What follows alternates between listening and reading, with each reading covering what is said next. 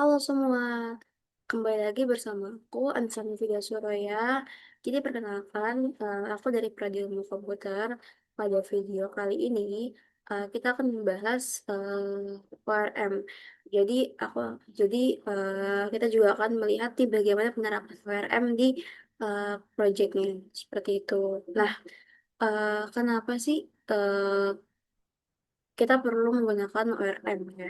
Jadi mungkin di sini kita cari tahu dulu ya, apa sih ORM itu? Nah, jadi ORM ini adalah kepanjangannya merupakan Object Relational Mapping. Nah, jadi singkatnya ORM ini adalah dari eh,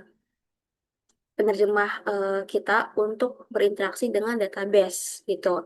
Jadi dalam membuat application development itu kita kan ada yang namanya business logic kan. Nah, business logicnya ini nanti nggak akan langsung nggak akses database kita, tetapi dia akan mengakses ORM-nya dulu. Nah, kenapa sih ORM ini berguna banget gitu? Karena kita nggak perlu mengasih database kita untuk menjalankannya. Jadi kan biasanya kalau misalkan kita mengakses database itu, misalkan kita ingin berinteraksi dengan database. Jadi kita akan membuat query dulu kan, misalkan select bintang from cars where ID sama dengan bla bla bla. Nah, tapi dengan kita menggunakan si ORM-nya ini, kita hanya perlu membuat kode Python-nya. Nanti ORM inilah yang akan menerjemahkan kode Python tersebut ke database kita. Nah, kurang lebih seperti itu. Kenapa? Nah, eh, kenapa ORM ini berguna banget gitu? Karena yang pertama, kerjanya jadi lebih cepat. Jadi kita nggak perlu nih apa namanya mengakses database kita gitu. Tapi kita akan lebih fokus ke kode pemrograman kita di Python seperti itu. Yang kedua akan jadi lebih aman. Tuh, karena kita berinteraksi dengan ORM gitu. Secara otomatis kita nggak akan dapat serangan umum nih seperti SQL injection, namanya seperti itu. Terus yang ketiga, gitu, kode kita menjadi lebih gampang dibaca gitu. Karena ya juga tahu ya kalau misalkan Python ini salah satu bahasa yang user friendly juga gitu. Jadi dengan kita menggunakan Python sebagai ORM kita gitu, kalau kita akan jadi lebih bersih dan mudah lah untuk dibaca gitu, untuk dianalisis juga gitu. Nah, yang keempat gitu. Nah, yang keempat ini adalah menjadi lebih fleksibel gitu. Jadi kalau misalkan nanti kita nih ingin mengakses nih eh, sebuah database kita ingin mengubah database kita gitu. Nah, kita nggak perlu nih merubah interaksinya juga yang ada di ORM ini. Kita hanya perlu merubah database tanpa kita harus mengubah apa namanya ORM-nya ini seperti itu. Nah, mungkin kita langsung masuk aja kali ya ke demo projectnya gitu, penerapan ORM yang ada di project kita. Nah, jadi di sini ada project namanya showroom mobil gitu. Nah, yang pertama kita akan ngebahas dari segi gimana cara kita mendefinisikan sebuah model dalam ORM ini di project kita.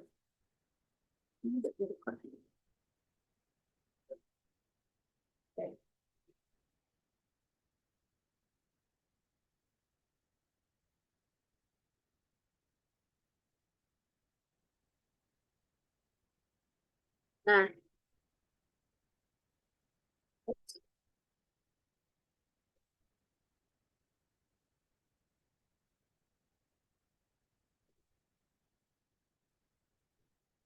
nah, di sini kan kita ada namanya kelas kan. Nah, kelas ini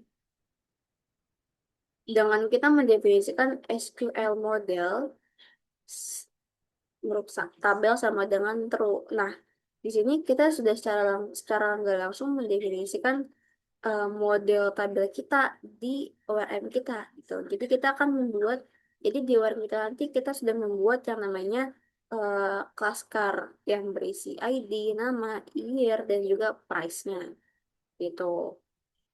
Nah, ini juga di car create juga kita definisikan sebagai model. Itu cara mendefinisikan model tabel ya di di project ini gitu. Nah, selanjutnya adalah eh, di ORM ini kita juga dapat mengambil sebuah data nih dari tabel kita. Nah, gimana caranya? Di sini kita akan melihat dari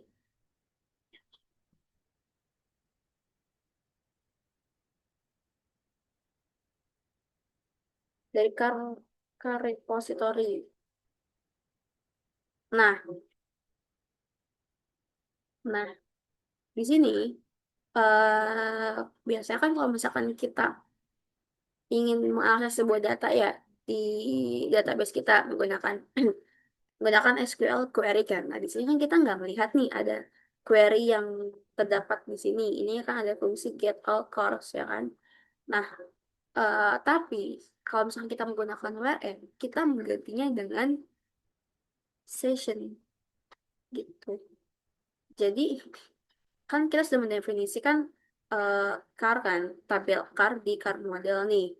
Nah, di ketika kita ingin mengambil data dari car modelnya ini dari tabel car, kita hanya perlu membuat syntax session ini. Nanti otomatis kita sudah mengambil data yang ada pada tabel car. Di sini juga ini retan ini untuk kita untuk mengembalikan data dari tabel car. Nah, nanti untuk apa untuk inisiasinya di sini nih. Get all cars session sama dengan session ini sekarang. Itu cara kita untuk mengambil data tabel menggunakan konsep URM. Nah, selanjutnya adalah, nah ini yang penting sih. Caranya untuk kita menambah dan juga mengubah data. Kan? Nah, misalkan biasa kan kalau misalkan kita menggunakan SQL query ya, query dalam SQL gitu. Kita perlu membuat insert into untuk menambahkan sebuah data misalkan atau mengubah data ke tabel tersebut. Nah, tapi dengan ORM-nya ini kita nggak perlu nih membuat query tersebut seperti itu.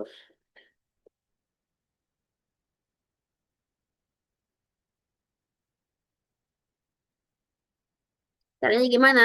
Ya kita bisa nih ngebuat sebuah objek car baru gitu. Nanti kita tambahin nih session add db misalkan car. Nah itu nanti apa namanya? Nanti seperti ini ya. Nah itu nanti kita sudah menambahkan session ini di add db car.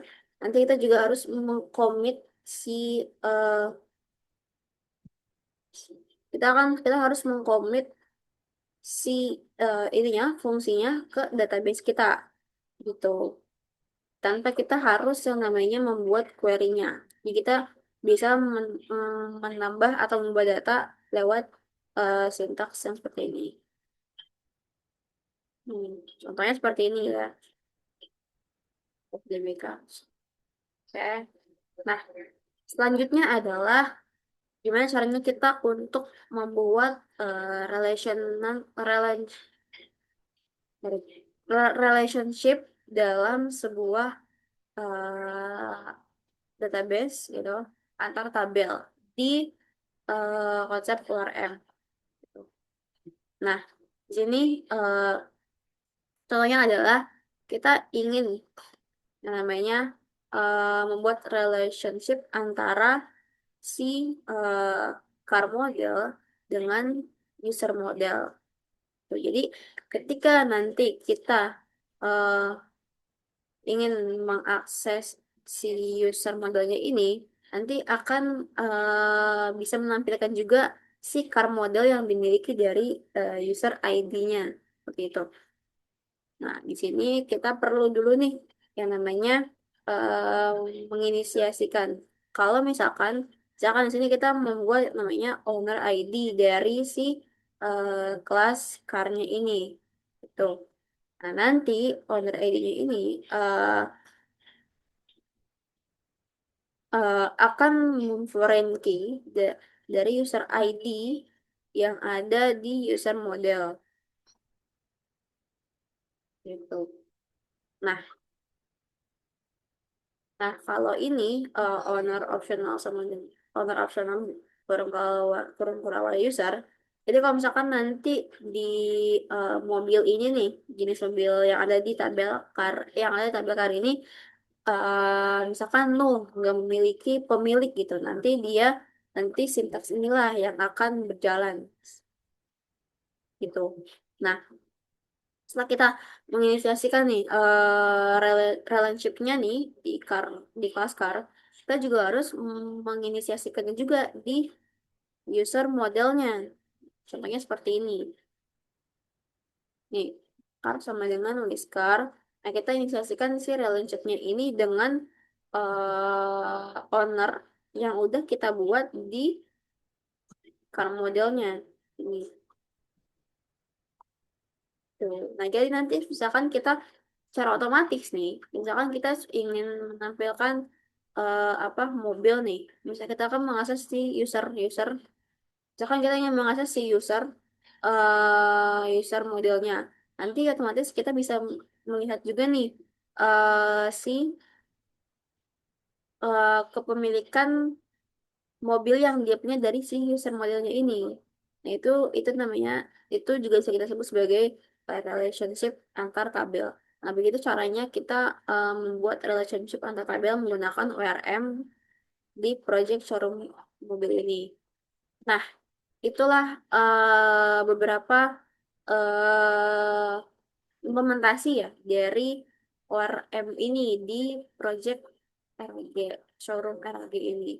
Nah, jadi kesimpulannya adalah kenapa si ORM ini membantu banget gitu karena yang pertama kali kita lihat ya kita jadi nggak perlu eh, berinteraksi secara langsung dengan database, dengan begitu kode kita menjadi lebih bersih ya, dan juga yang pastinya adalah mempermudah kita nih untuk membuat sebuah eh, project gitu ya. Jadi kita hanya fokus untuk ke logikanya aja, tanpa untuk fokus ke logikanya aja, biarkan nanti URM-nya ini membantu kita menerjemahkan apa yang kita mau ke database kita.